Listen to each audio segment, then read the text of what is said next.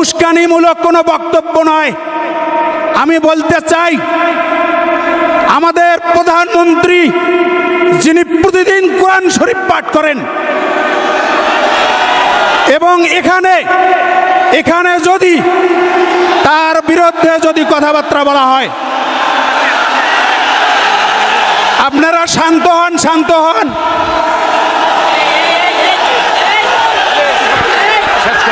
আরে বিশ্বাস করি তো। আমি বলতে চাই, আমার প্রধানমন্ত্রী বিষয়ে যখন কথা উঠেছে, তখন আমি বলতে চাই, প্রধানমন্ত্রী কি মুসলমান নয়? আমরা কি আওয়ামী লীগ করলে আমরা কি মুসলমান নই? আমাদের বিরুদ্ধে, দেশের বিরুদ্ধে দেশদ্রোহী কোনো বক্তব্য এখানে চলিবে না। আপনারা সবাই শান্ত হন, শান্তভাবে কথাবার্তা শোনেন। এইটুকু বলি আমি আমার সংক্ষিপ্ত বক্তব্য এখানেই শেষ করছি। রফিকুল ইসলাম মাদানী নেত্রকোনা, আপনারা একজন দাঁড়িয়ে থাকবেন না। রাহমাতুল্লাহি ওয়া বারাকাতুহু। ইন্নাল হামদালিল্লাহ নাহমাদুহু ওয়া নুসাল্লি আলা রাসূলিহিল কারীম, আম্মা বা'দ। এই বসেন, আপনারা বসেন। এই অনাকাঙ্ক্ষিত বিষয়টা বাদ দেন। উনি যে কথাটা বলতে চাইছেন, সেই কথাটাকে আমি সুন্দরভাবে বলি, শুনেন। উনি বলতে চাইছেন যে প্রধানমন্ত্রী কোরআন তিলাওয়াত করেন। ঠিক আছে, আমরাও মেনে নিলাম। আপনারাও প্রধানমন্ত্রীকে বলেন, যিনি কোরআন তিলাওয়াত করেন, তাহাজ্জুদ পড়েন, একজন আলেমকেও যেন আর বন্দী না রাখে। কথা দেন আপনারাও আমাদেরকে কথা দেন যে একজন আলেম আর বন্দী থাকবে না। আমরা খুশি, প্রধানমন্ত্রীর কথা আপনারা বলেছেন, আমরাও মেনে নিলাম। কিন্তু বসেন, আমাদের অন্তরে জ্বালা আছে, আমাদের অন্তরেও কষ্ট আছে। এই বসেন, চুপ। আলেমগণ বন্দী থাকবে আর আমরা তাহাজ্জুদের আর কোরআন তিলাওয়াতের গল্প শুনতে ভাল লাগে না। আলেমরা মুক্ত থাকলে তখন বোঝা যাবে, হ্যাঁ আলেমরা যেহেতু মুক্ত, অতএব এদেশের প্রধানমন্ত্রীর বিষয়ে কথা বলাটা অনুচিত। তখন না হয় বুঝতাম। অতএব আমাদেরকে এগুলো বলার দরকার নাই, আমরা এই বিষয়ে কথাই বলতাম না। আমি আজকে নামাজের আলোচনা করতাম। রিয়েলি আমার চিন্তা ভাবনা ছিল এই উম্মাহকে নিয়ে নামাজের আলোচনা করা। যাই হোক, চেয়ারম্যান সাহেব একটা কথা বলে ফেলেছেন, আমিও ওনার রিপিট বুঝিয়ে দিলাম যে ভাই, আমরাও উস্কানিমূলক, বিভ্রান্তিমূলক কোনো বিষয় ছড়ায়া দেওয়া পছন্দ করি না। আল্লাহ পাক আমাদের সবাইকে বোঝার তৌফিক দান করুক। প্রিয় যুবক ভাইরা, দেখুন, আপনারা কি আল্লাহ এবং তার রাসূলকে ভালোবাসেন? আল্লাহ এবং তার রাসূলের জন্য আলেমদের ভালোবাসেন? তাহলে আমি বলবো, দেখি তো, একবারে চুপ করেন তো। এই বাঁশিটা আর বাজবে না। এই যুবক ভাই, কেউ বসার দরকার নাই, যে যেভাবে দাঁড়ায় আছেন মাশাআল্লাহ। এই যে একটু চুপ হয়েছে না, পরিবেশটা আমি চাচ্ছি একেবারে নরম থাকতে। আমি প্রথম থেকেই চাচ্ছিলাম। এই অবস্থার পিছনে আল্লাহ পাক কোরআনে বলতেছেন, যাহারাল ফাসাদু ফিল বাররি ওয়াল বাহরি বিমা কাসাবাত আইদিন নাস। যেখানে আল্লাহ বলতেছেন যে এই জলে স্থলে যত ফাসাদ, যত সমস্যা, এগুলো আমাদের হাতের কামাই। আপনি আজকে যেই নেতা, যেই নেত্রী বা যাকে আপনি বোঝা মনে করতেছেন, যারে আপনি কষ্ট পাচ্ছেন, আপনি মনে করেন, মনে রাখবেন, আল্লাহ বলতেছেন এগুলো আমাদের পাপাচার এবং আমাদের অন্যায় জুলুমের ফলাফল। অতএব আমাদেরকে আগে ঠিক করতে হবে। আল্লাহ বলতেছেন কোরআনে, ইন্নাল্লাহা লা ইউগাইয়িরু মা বিকাউমিন হাত্তা ইউগাইয়িরু মা বিআনফুসিহিম। আল্লাহ পাক কোন জাতির নেতৃত্ব বলেন, কোন জাতিকে পরিবর্তন বলেন, আল্লাহ নিজে বলতেছেন ততক্ষণ করেন না যতক্ষণ না লা ইউগাইয়িরু মা বিকাউমিন হাত্তা ইউগাইয়িরু মা বিআনফুসিহিম, ততক্ষণ পর্যন্ত আল্লাহ পরিবর্তন করেন না যতক্ষণ না সে জাতি পরিবর্তন হয়। আমাদের আগে পরিবর্তন হইতে হবে, আমাদেরকে আগে দিনদার হতে হবে, আমাদেরকে আগে নামাজি হতে হবে। আমাদের আজ এই প্যান্ডেলের মধ্যে জনস্রোত, হাজার হাজার মানুষ, ফজরের নামাজে মসজিদে মানুষ পাওয়া যায়। এই অবস্থা থেকে আমাদেরকে বের হতে হবে। এখানে লক্ষ মানুষ চিল্লায়, আমরা বন্দি থাকলে তো আন্দোলন করবার 5 জনও পাই না। আসতে শুনেন ভাই, দ্বীনের জন্য ভালোবাসাটা আমরা বুঝি ভাই, কিন্তু বিশ্বাস করেন আমরা এই জলোচ্ছ্বাস, এই জনস্রোত কিংবা চিৎকারের জন্য আপনাদের ভরসায়, আপনাদের বিশ্বাসে কথা বলি না। ওয়াল্লাহি কতজন আমাদের সামনে আছে, কতজন আমাদের পিছন থেকে বলছে অমুক হুজুর আসছে, রাজপথ কাঁপছে, আর কতজন আমাদেরকে বলছে না। আল্লাহি সেটা দেখে আমরা কথা বলি না। আমরা তো কথা বলি আল্লাহর জন্য, দ্বীনের জন্য। কে পিছনে থাকলো, কে সামনে থাকলো, কে থাকলো না, সেটা দেখবার সময় আমাদের নেই। যেটাকে সঠিক মনে করি, কোরআন সুন্নাহ যেটাকে সঠিক মনে করে, দলিল প্রমাণাদি দিয়া বলবার চেষ্টা করি, বুঝাবার চেষ্টা করি। আরে এক বিচ্ছুকে বাঁচাইতে গেছে এক ভদ্রলোক, বিচ্ছু আগুনের মধ্যে পড়ে যাচ্ছে। তো বিচ্ছুকে যেই ভদ্রলোক ধরতে যায়, বিচ্ছু ওই ভদ্রলোকের হাতে কামড় দিচ্ছে। তো ভদ্রলোক বিচ্ছুর প্রতি রাগে খেপে গেছে। এবার বিচ্ছুকে আগুনের মধ্যে বলতেছে, তুই আগুনে যাবি, তোরে আমি বাঁচাইতে চাইলাম আর তুই আমার হাতে কামড় দিলি, যা তোরে আজকে আমি নিজে আগুনে ফেলে দিব। এবার আরেকজন দেখে বলতেছে, ভাই আপনি করেনটা কি? আরে বিচ্ছুর কাজ তো কামড় দেয়া, আপনার কাজ তো তাকে বাঁচানো। জালেমের কাজ জুলুম করা, আর আমাদের কাজ হলো জালিমকেও জুলুম থেকে বাঁচানো। অতএব দায়িত্বটা খুবই সুস্পষ্ট। রাসূল সাল্লাল্লাহু আলাইহি সাল্লাম হাদিসের মধ্যে বললেন সাহাবায়ে কেরামকে, হে আমার সাহাবারা, তোমরা তোমাদের মাজলুম ভাইদেরকে বাঁচাও এবং তোমরা তোমাদের জালিম ভাইদেরকেও সহযোগিতা করো। সাহাবায়ে কেরাম বললেন, ইয়া রাসূলুল্লাহ, এটা কেমনে সম্ভব? এ ভাই একবারে জবান চুপ, কেউ কথা বলবেন না। ইয়া রাসূলুল্লাহ, মাজলুমদের সহযোগিতা করা এটা তো বুঝলাম, কিন্তু জালেমদের সহযোগিতা কিভাবে করব? রাসূল সাল্লাল্লাহু আলাইহি সাল্লাম বললেন, জালেমদেরকে জুলুম করতে দিবা না, এটাই হলো সহযোগিতা। সুবহানাল্লাহ বলেন। প্রিয় ভাইরা আমার, এই জন্য আমাদের কাজটা কি আল্লাহ একবার সুস্পষ্ট বলে দিয়েছেন। দায়ীদের কোনো, দেখেন আমি একটা ছোট্ট ঘটনা বলি, আপনারা তাহলে বুঝবেন খুব সুন্দরভাবে। আপনাদের এলাকায় আছে কিনা, কিছু চাচা আছে, কথা নাই বার্তা নাই, দুম দাম বউরে পিডা আছে না? তো এইরকম এক চাচা তার বউকে খুব মারে। তো কোনো যদি রাগ থাকে মাথায়, তাইলে রাগ কিন্তু একদিকেরটা অন্যদিকেও বর করে, অনেক সময় কি করে, আসর করে।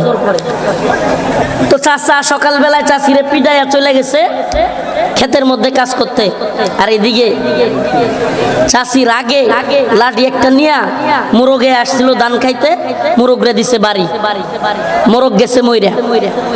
এখন চাচার খুব আদরের মুরগ, এখন চাচি মনে মনে টেনশনে পড়ে গেছে, হাইরি আমার যেই স্বামী কথা নাই বার্তা নাই আমারে বাড়িতে এসে পিডা, এই স্বামী যদি জানে তার পছন্দের মুরগ মাইরা ফেলছি, আমার তো উপায় নাই। এখন ওই চাষি বুদ্ধি কইরা এই মরা মুরগ রে জবাই করছে। ঠিক করছে, মরা মুরগ জবাই কইরা রোস্ট বানাইছে। উদাহরণটা একটু বোঝার চেষ্টা করিয়েন। মরা মুরগ জবাই কইরা রোস্ট বানাইছে, রোস্ট বানায় রান্না করছে সুন্দর কইরা। যেই চাষি একদিন মারলে 5 দিন চাষার দিকে মুখ ফিরা থাকাইতো না, তাকানোর সিস্টেমই ভিন্ন হইতো। এখন মরা মুরগের রোস্ট রাইন্দা চাচা সুন্দর ক্ষেত থেকে বাড়িতে আসছে, চাচি গামছাটা নিয়ে গেছে, নিয়ে বলতেছে গোসল করে আসেন, সালাম দিছে। চাচা মনে মনে কয়, হাইরি আমি কি ভুলটাই না করতেছি, আমার কত ভালো বউটারে আমি হুদায় হুদায় মারি, এত মারি, তারপরে আমার বউ আমার এত আদর করে। হাই হাই, চাচার মনে এক ধরনের অনুশোচনা চলে আসছে। তো চাচা ওই ব্যক্তিকে, ওই তার বউকে বলতেছে, আহা তোমাকে আমি অযথাই মারি, তুমি আমার জন্য গামছা নিয়ে আসলা। এবার গোসল করার পরে চাচা বাড়িতে গিয়া তো আরো অবাক, হাই হাই আমার বউ আমার লেগে একবারে দস্তরখান বিছাইয়া, মাদুর পাটি বিছাইয়া একেবারে রোস্ট বানায় রাখছে মুরগের। চাচাই তো খুশিতে গদগদ হয়ে গেছে। হাই হাই, চাচা যেমনি খাইতে নিবে চাচার একটা ছোট্ট মেয়ে চাচার দিকে ফেল ফেল করে তাকায় আসছে। চাচাই ভাবছে, আরে বাচ্চাটা মনে হয় খাইতে চায়। তো বাচ্চাটা অল্প বয়স, সে মনে মনে কইতেছে, বাবা আমি তো খাইতে চাই না, মূলত ঘটনা তো আমি জানি। এখন যদি সত্য ঘটনা বলি তাইলে মাই খাবে মার, আর যদি সত্য ঘটনা না বলি বাবাই খাবে হারাম।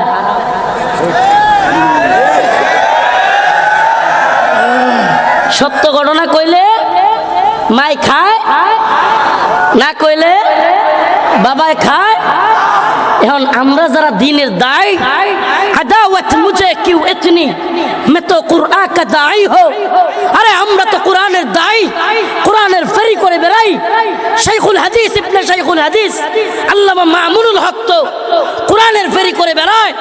মুফতি মাহমুদ হাসান গনবী তো কোরআনের ফেরি করে বেড়ায়। রফিকুল ইসলাম মাদানী তো কোরআনের ফেরি করে বেড়ায়। শাইখ হারুন ইজহার তো কোরআনের ফেরি করে বেড়ায়। উলামায়ে হক্কানি, উলামায়ে রব্বানি, এরা তো কোরআনের ফেরি করে বেড়ায়। এরা তো হক কথা বলতে আল্লাহর পক্ষ থেকে বাধ্য। আর আমরা যদি হক কথা না বলি উপরওয়ালা আমাদেরকে দিবে মায়ের, আর হক কথা বললে তোমরা দাও জেল জুলুম রিমান্ড। আমাদের তো যাওয়ার জায়গা নেই। আল্লাহ বলছেন, ইন্নাল্লাযীনা ইয়াকতুমুনা মা আনজালনা মিনাল কিতাবি ওয়াল হুদা মিন বাদি মা বায়ান্নাহু লিন-নাসি ফিল কিতাব উলাইকা লা'নুহুমুল্লাহ ওয়া ইয়াল'নুহুমুল লা'iনুন। কত ভয়ঙ্কর কথা আপনি কল্পনা করতে পারবেন? আলেমদের ব্যাপারে কত ভয়ঙ্কর আয়াত। আল্লাহ বলতেছেন, এই কোরআনে আমি যা অবতীর্ণ করেছি, ইন্নাল্লাযীনা ইয়াকতুমুনা, যারা তা লুকাবে, গোপন করবে, মিনাল কিতাবি ওয়াল হুদা মিন বাদি মা বায়ান্নাহু লিন-নাসি ফিল কিতাব, আমি এই কিতাবে মানুষের কাছে সুস্পষ্টভাবে দলিল প্রমাণাদি দিয়া যা পাঠাইছি, তারপরেও যারা গোপন করবে, উলাইকা ইয়াল'নুহুমুল্লাহ, তারা আল্লাহর পক্ষ থেকে লানত প্রাপ্ত, লানত পাবে। ওয়া ইয়াল'নুহুমুল লা'iনুন, সমস্ত লানতকারীরাও তাদের জন্য লানত করবে। তাহলে বলেন, কোরআনকে লুকালে আমি আল্লাহর পক্ষ থেকে কি খাবো? আমার আখিরাত বরবাদ।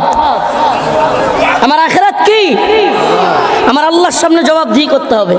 এখন দুনিয়াতেও হক কথা বলতে গেলে কত মানুষ বেজার হয়। মানে আমরা যাবো কোথায়? ওই যে বাচ্চাটা বললো, যদি সত্য কথা বলি মাই খাবে মায়ের, সত্য কথা না কইলে বাবাই খাবে। আমাদের অবস্থা কি? যদি সত্য কথা বলি নিচে খাওয়া লাগে মায়ের, রিমান্ড, জেল, ফাঁসি, কেউ জেলখানায় মইরা বের হয়, কেউ এখনো জেলে থাকে। আর যদি না বলি তাইলে উপরে গিয়া কি খাইতে হবে? তাইলে এই নিচেরটা না খায়, নিচেরটা খাইয়া হইলেও উপরেরটা যদি ভালো থাকে আলহামদুলিল্লাহ।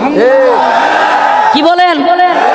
নিচে মায়ের খায়াও যদি নিচের জিন্দিগি আর কি, এই যাওয়ার পথে রোড অ্যাক্সিডেন্টে মারা যেতে পারি, আল্লাহ না করুক। এই জীবনের কোনো গ্যারান্টি নাই চেয়ারম্যান সাহেব বা আমরা কেউ এই চেয়ার থেকে উঠে যেতে পারবো এই ভরসা আছে? তাইলে আচ্ছা বলেন, পৃথিবীর কোন নেতা নেত্রী, পৃথিবীর কোন সুপার পাওয়ার বা কাউকে খুশি করলে আমি কি 1 মিনিট, 1 ঘন্টা, 1 দিন বেশি বাঁচতে পারবো? আমি কি বুঝাইতে পারতেছি? 1 দিন বেশি বাঁচতে পারবো?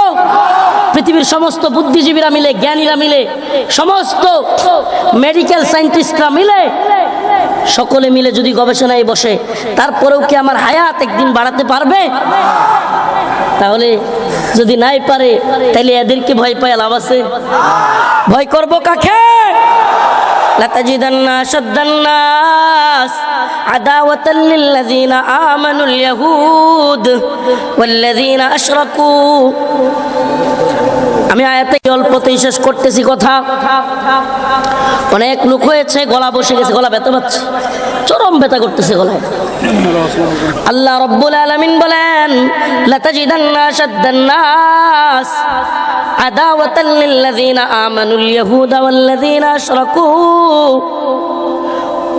মানুষদের মধ্যে, লোকদের মধ্যে, ইমানদারদের ক্ষেত্রে, মুসলমানদের ক্ষেত্রে সবচেয়ে বেশি তোমরা শত্রুতা পোষণকারী হিসেবে পাবে আদাওয়াতাল লিল্লাযীনা আমানুল ইয়াহুদা ওয়াল্লাযীনা আশরাকু। শত্রুতা পোষণকারী হিসেবে মানুষদের মধ্য থেকে মুমিনদের সবচেয়ে কঠিন শত্রু হিসেবে আল্লাহ বলতেছেন, এক হলো ইহুদি আর এক হলো মুশরিক। এই দুই দলকে তোমরা পাবে। এই দুই দলের মধ্যে আপনি দেখেন গোটা পৃথিবীতে আজকে শত্রুতা পোষণকারী মুসলমানরা সবচেয়ে বেশি নির্যাতিত, নিপীড়িত যেই দুইটা ভূমিতে, একটা হলো ফিলিস্তিন, একটার নাম কি, আর একটা হলো কাশ্মীর। আপনি বলেন ফিলিস্তিনে মুসলমানদেরকে মারতেছে এরা কোন ধর্মের? ইহুদি। তাহলে আল্লাহ পাক তো সেই কোরআন নাজিলের সময় বলেছে যে ইহুদিরা মুসলিমদের কঠিন শত্রু হবে। আরেকটার নাম বলেছে মুশরিক। আপনি বলেন বর্তমান পৃথিবীতে সবচাইতে বেশি আঘাতপ্রাপ্ত ফিলিস্তিনের পরে কাশ্মীর। এই কাশ্মীরের অবস্থাও ভয়াবহ।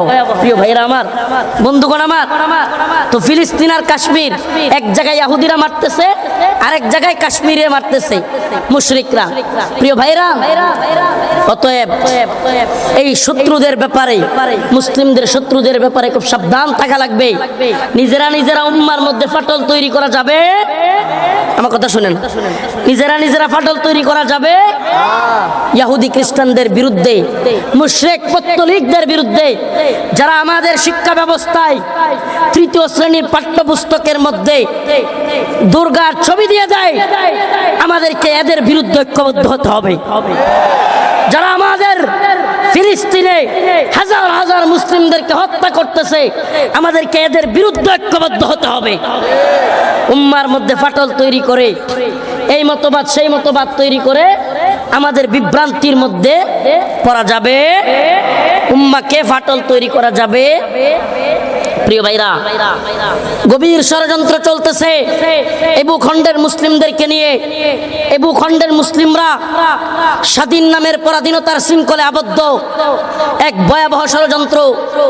আমাদের কাঁটাতারের বেলায় শুধুমাত্র ফেলানির লাশ নয়, আরো অসংখ্য ফেলানির লাশ ফেলে দিয়ে আমাদের ঢাকার রাজধানীতে এসে বলা হয় আমাদের সীমান্তে আমাদের বিটিভির জওয়ানদেরকে হত্যা করে বিএসএফ প্রধান ঢাকায় বসে দম্ভ আর অহংকার করে বলে কাঁটাতারের বেড়ায় যারা মারা যায় এরা নাকি অপরাধী। আমাদের জানতে মনে চাই কারা অপরাধী কারা অপরাধী না, সেটা নির্ণয় করার জন্য বাংলাদেশ এবং ইন্ডিয়ার আদালত আছে কি নাই? যদি আদালত থাকে, আপনি সীমান্তে গুলি করে হত্যা করে তাকে অপরাধী বলবার কে? আপনাকে এই সাহস কে দিল? মূলত দালাল আর চাটুকার নেতাদের কারণে এরা এত বড় দম্ভ অহংকার নিয়ে চলে।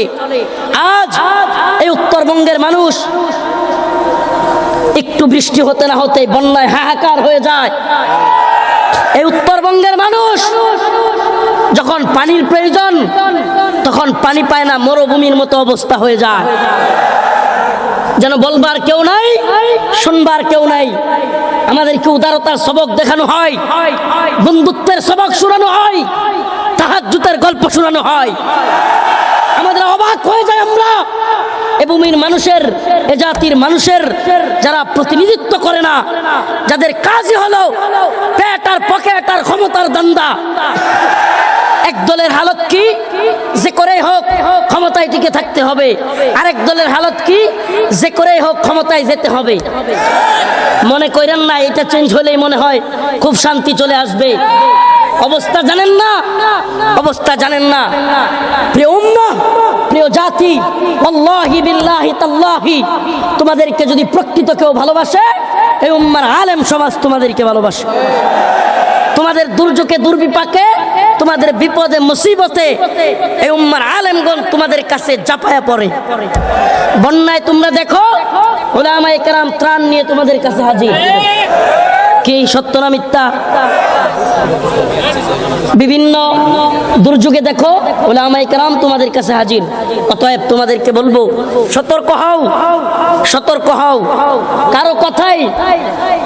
কারো কথাই কান দিয়ে অতি উৎসাহী হয়ে আমাদের যেমন কিছু করা চলবে না, তেমনি ভাবে একেবারে বেখবর হয়ে গেলেও চলবে, সজাগ থাকা লাগবে। প্রিয় উম্মাহ, প্রিয় জাতি, আমরা তোমাদের কথা বলি, আমরা আল্লাহকে ছাড়া সুবহানাল্লাহি ওয়া বিহামদিহি, আরে কেমন আল্লাহ, কেমন রব, যিনি ছিলেন, আছেন, থাকবেন। আমাকে দেখাও পৃথিবীর কোন নেতা নেত্রী, শায়েখ, পীর কিংবা কোন সুপার পাওয়ার ছিল, আছে, থাকবে? বলেন আমাকে, কে? তিনি কে যিনি ছিলেন, আছেন, থাকবেন? তাহলে আমরা সেই আল্লাহর কথা বলি, সেই আল্লাহর জয়গান গাই। শত্রু মিত্র চেনো। আজ পাঠ্যপুস্তকে শিক্ষা কারিকুলাম নিয়ে ভয়াল ষড়যন্ত্র চলতেছে। আজ আমাদেরকে বন্ধুত্বের নামে শিকল পরানোর চেষ্টা করা হচ্ছে, গোলামির জিঞ্জির পরানোর চেষ্টা হচ্ছে। অলরেডি পরিয়েও ফেলছে একদল দালাল চাটুকার, এদের গোলামি মাইনে নিছে। শুনেন, নেতারা গোলামি মানতে পারে, ইতিহাস সাক্ষী। মুফতি আমিনী রহমাতুল্লাহ আলাইহি বলেছিলেন যে নেতারা কারো গোলামি মানতে পারে, দালালি করতে পারে, কিন্তু জনগণ এবং ছাত্ররা কখনো দালালি করে না। নেতারা গোলাম হইতে পারে, নেত্রীরা গোলাম হইতে পারে, কিন্তু জনগণ এবং যুবকেরা কখনো দালালি করে না। আমাদের স্বপ্ন এই উম্মার যুবকদেরকে নিয়ে, আমাদের স্বপ্ন এই উম্মার ছাত্র সমাজকে নিয়ে। আমি বিশ্বাস করি, আমি ব্যক্তিগতভাবে বিশ্বাস করি, এই উম্মার আলেম সমাজ যদি হক পথে থাকে, দালালি না করে, এই উম্মার যুবক যুবলীগ করতে পারে, ছাত্রলীগ করতে পারে, ছাত্রদল করতে পারে, যুবদল করতে পারে। এই উম্মার উলামায়ে কেরাম ডাক দিলে প্রয়োজনে এই উম্মার যুবকেরা যুবলীগ, ছাত্রদল, ছাত্রলীগ, ছাত্রদল, যুবদল ছেড়ে দিয়ে আলেমদের ডাকে ময়দানে চাপিয়ে পড়বে ইনশাআল্লাহ।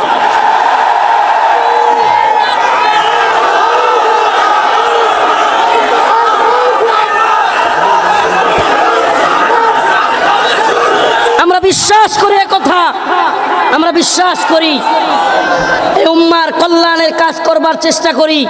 শুনেন, এই হক কথাগুলো, এই আওয়াজগুলো শুধুমাত্র মাহফিলের প্যান্ডেলে জজবা তৈরি করবার জন্য নয়। ও প্রিয় উম্মাহ, সজাগ হও। তোমাকে আমাকে মেরে ফেলবে, তবু আমাদেরকে মুখে হাসি দিয়ে বলতে হবে, হ্যাঁ আমরা খুব ভালো আছি। তোমাকে আমাকে বন্যার বানে বাসায় দিবে, মায়ের সামনে সন্তানের লাশ ভাসবে, তবুও বলতে হবে আমাদের বড় উন্নয়ন হচ্ছে। তোমাকে আমাকে এই অবাক করা কথাগুলো শুনতে হবে। প্রিয় ভাইরা আমার, এজন্য বলি, এ জাতি কবে সজাগ হবে, কবে সজাগ হবে? আরে এতই যদি বন্ধুত্ব, আমাদের তিস্তার পানি কোথায়? আমাকে বলেন, এতই যদি বন্ধুত্ব, আমাদের তিস্তার পানি কোথায়? আমরা এখনো পানি পাই না কেন? এতই যদি বন্ধুত্ব, যখন পানি দরকার তখন না দিয়া, যখন এই এলাকার মানুষের একটুও পানির দরকার নাই তখন পানি দিয়া এই বানবাসী মানুষকে বাসায় দেওয়া কেন? এজন্য বলি, আমাদেরকে বন্ধুত্ব শেখানোর দরকার নাই। বাণিজ্য চলবে, বন্ধুত্ব চলবে, ঠিক আছে মেনে নিলাম, কিন্তু মনে রাখবেন বন্ধুত্ব হয় 50-50। আপনারা 100 ভাগ আমাদেরকে মারবেন, কাটবেন, আর বলবেন হা হা কত বড় বন্ধুত্ব। আমাদেরকে হাস্যকর জাতি বানাতে চায় এরা। আমরা হাস্যকর জাতি নই, আমরা বীরের জাতি। মুসলিমরা কিসের জাতি? বীরের জাতি। আমরা শাহজালাল মুজাররাদে আমিনীর সন্তান, আমরা মুফতি আমিনীর সন্তান, আমরা শাইখুল হাদিসের সন্তান। আমরা মরতে জানি, শাহাদাত বরণ করতে জানি, কিন্তু দালালি করতে জানি না। আল্লাহর জন্য প্রয়োজনে 1000 বার জীবন দেব, দ্বীনের জন্য প্রয়োজনে 1000 বার জীবন দেব, কোরআনের জন্য প্রয়োজনে 1000 বার জীবন দেব, কিন্তু কারোর সামনে মাথা নত করব না। রাজি আছেন ইনশাআল্লাহ? সজাগ থাকতে হবে জাতি, সজাগ থাকতে হবে। এই আধিপত্যবাদী, এই আধিপত্যবাদী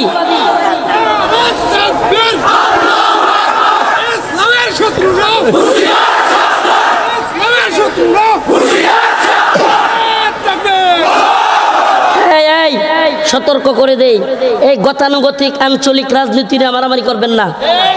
কথা বুঝার চেষ্টা করেন। এই সাম্রাজ্যবাদী আধিপত্যবাদীরা কত উপরের জায়গায় বয়াল থাবা ফেলছে, জানিও না কিছু, আপনারা জানেনও না। আল্লাহ মাফ করুক, কথাগুলো মাইল করিয়েন না, বেয়াদবি নিয়েন না।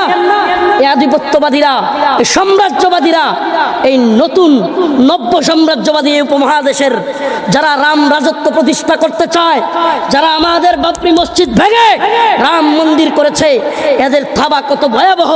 আপনি আসেন এই দল আর ওই দল নিয়ে মারামারি করেন, আপনি আসেন অমুক সাবরেনিয়া তমুক সাবরেনিয়া, মনে করেন এরাই মনে হয় সব করে ফেলতেছে। আরে এরা কেউ আপনার আমার শত্রু না। মুসলমানের ঘরের সন্তান, প্রশাসনের লোক হোক, যেই ঘরের লোক হোক, এরা আমাদের কেউ শত্রু না। কথা ভালোভাবে বোঝার চেষ্টা করেন। এরাও এই অঞ্চলের ক্ষতি, এই অঞ্চলের কষ্ট এরাও বুঝে, প্রত্যেকেই বুঝে। কি বুঝে না? কথা কয় না। বন্যায় বাইসা গেলে কি আপনি যান না মেম্বারও যান? বলে না। বন্যায় বাইসা গেলে আপনি যান না আপনার ইউনিয়ন চেয়ারম্যানও যান? সবাই। অতএব দুঃখটা আপনাদের আমি বুঝি, আমি এত দূর থেকে বুঝি, আমি তো বাসি না, কিন্তু এই উম্মার ফিকির আমাদের কলিজাগুলো পুরা ফেলে। ওয়াল্লাহি আল্লাহ, কত দিন কত রাত কেটে গেছে এই জাতির কথা চিন্তা করতে।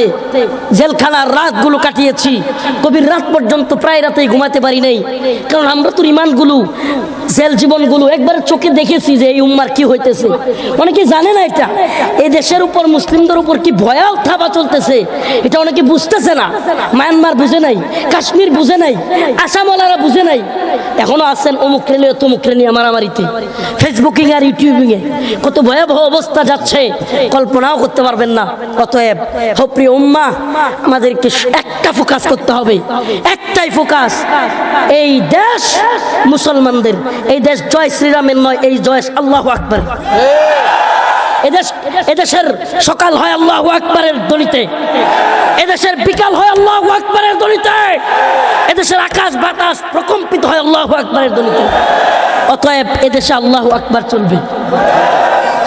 এদেশ আধিপত্যবাদীদের দখলে গিয়ে আমাদের বাইতুল মুকাররমও ভেঙে দিয়ে রাম মন্দির করতে দেওয়া হবে না।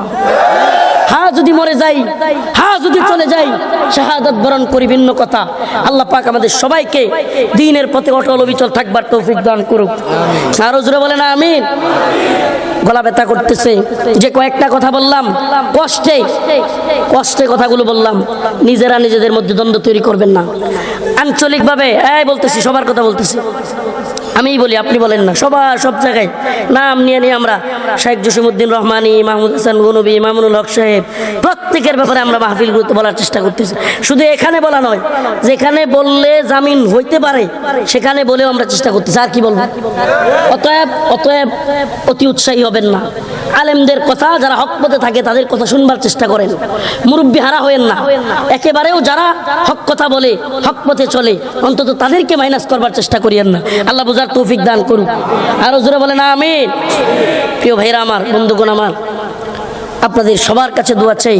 আরেকটা রিকোয়েস্ট, আমার আহলিয়া, আমার ওয়াইফ অসুস্থ, আমি এইটা রেখেও আগামীকালকে হয়তো তাকে নিয়ে ময়মনসিংহ যাওয়া লাগতে পারে। কথাটা কেন বলতেছি, যে আমি এই রাত্রে আবার ট্রলারে করে পার হব, আবার বাড়িতে যেতে হবে আমাকে। অতএব দয়া করে আমাকে ভিড় না করে আমাকে যাওয়ার জায়গা দিবেন। কথা দিলাম তো ইনশাআল্লাহ, যাওয়ার জায়গা দিবেন। মুসাফার জন্য হাজার হাজার মানুষ, আমি মুসাফা করতে পারবো না। আমাকে যাওয়ার জায়গা দিবেন, গাড়িতে উঠবো, আমি চলে যাব ইনশাআল্লাহ। আল্লাহ যদি বাঁচায় রাখে, নেক্সট টাইম এই কুড়িগ্রামে আবারও আসা হবে ইনশাআল্লাহ। নাসরুম মিনাল্লাহ ওয়া ফাতহুন করিব। আসসালামু আলাইকুম ওয়া রাহমাতুল্লাহি ওয়া বারাকাতুহু। জি হুজুর দোয়া করে দেন, দোয়ার মাধ্যমে শেষ করে দেন। জি বসেন, দোয়া হবে। الحمد لله رب العالمين الرحمن الرحيم مالك يوم الدين إياك نعبد وإياك نستعين اللهم ارزقنا شهادة في سبيلك